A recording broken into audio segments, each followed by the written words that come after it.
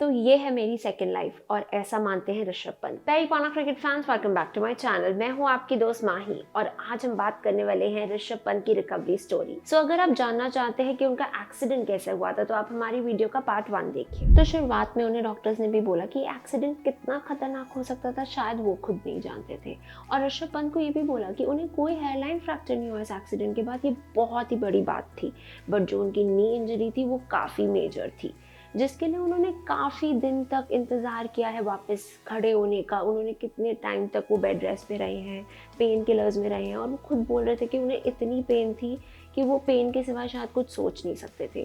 कितना demotivating, frustrating और irritating time था उनके लिए। बट जब उन्होंने पहले कदम दिए वो थे 10 फरवरी को 2023 में।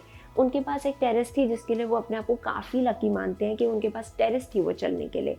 उन्होंने वहाँ पे एक पिक्चर ली और अपने इंस्टाग्राम पे पोस्ट किया।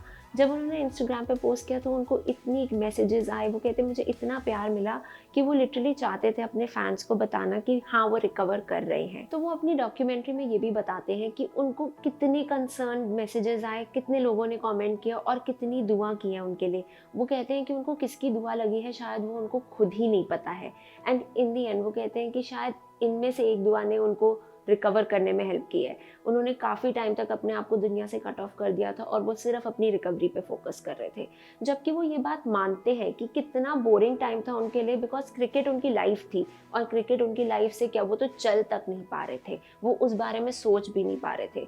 बट देन ही सेड कि मैंने सोचा कि मैं जब तक रिकवर नहीं हो जाऊँगा मैं सिर्फ और सिर्फ अपनी रिकवरी पे फोकस करूँगा, हेल्दी रहने पे और फिट रहने पे। अपनी नी पे वो काफ़ी वर्कआउट कर रहे थे उस टाइम पे, और आज वापस एक बार से वो चल पा रहे हैं। उन्होंने काफ़ी मेहनत की है इस चीज़ को लेकर। और फाइनली ऋषभ ये कहते हैं कि मैं प्रेजेंट में जीना चाहता था, ना फ्यूचर के बारे में सोचना चाहता था, ना पास्ट में अपने एक्सीडेंट के बारे में सोचना चाहता था, क्योंकि वो ऑलरेडी बहुत ज़्यादा नेगेटिविटी से डील कर रहे थे। और फिर आता है IPL 2023 जिसमें दिल्ली खेल रही होती है पर ऋषभ पंत नहीं खेल रहे होते हैं।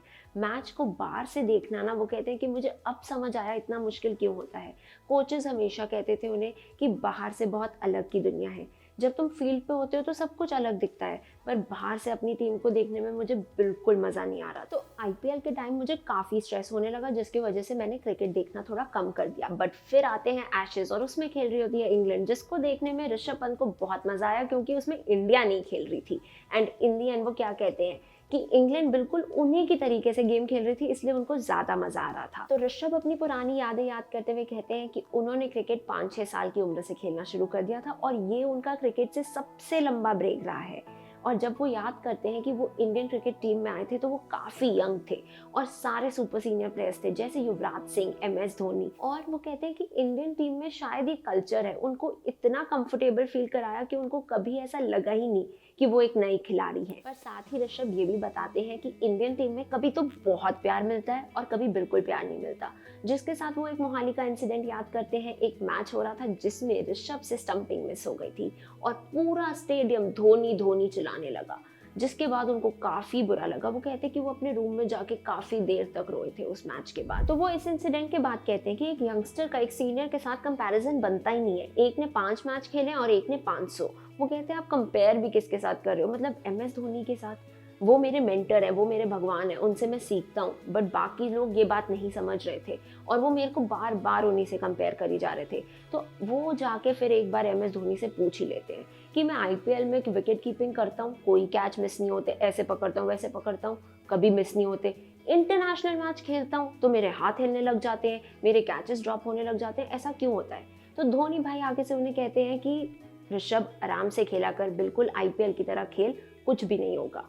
बट वो कहते हैं कि ये बात बिल्कुल अनफेयर है कि आप तो खुद लेजेंड बन गए और सारा प्रेशर आपने मेरे ऊपर डाल दिया। तो ये हंसते हंसते MS धोनी को ये बात वो बोल ही देते हैं। तो एक्सीडेंट के बाद और इतनी लंबी छुट्टी के बाद वो कहते हैं अब मैं सिर्फ बैट पकड़ना चाहता हूँ और खेलना चाहता हूँ। एक लंबे से डार्क टनल के बाद मुझे फिर से उम्मीद की किरण जागी है और वो कहते हैं वो अपनी गेम में, अपनी ज़िंदगी में वापस आना चाहते हैं। अब वो कहते हैं उन्होंने इतनी नेगेटिविटी और इतनी चीज़ों से लड़ाई की है कि अब वो और ज़्यादा स्ट्रॉन्गर हैं। वो गेम के बारे में वापस सोचना उन्होंने शुरू कर दिया है। तो ऋषभ कहते हैं उन्होंने अपने बुरे टाइम को बहुत ही अच्छी तरह से यूटिलाइज किया है और ये थी ऋषभ पंत की कहानी। What an inspiration he is. तो दोस्तों आज के लिए इतना ही, और जल्दी से कमेंट करके बताओ कि आईपीएल 2024 में हम ऋषभ पंत को दिल्ली की टीम में देखेंगे या नहीं। I hope we come back with his come back video. So अगर आपको ये वीडियो अच्छी लगी हो please like share and subscribe, और ऐसी मोर स्टोरीज के लिए कमेंट करिए।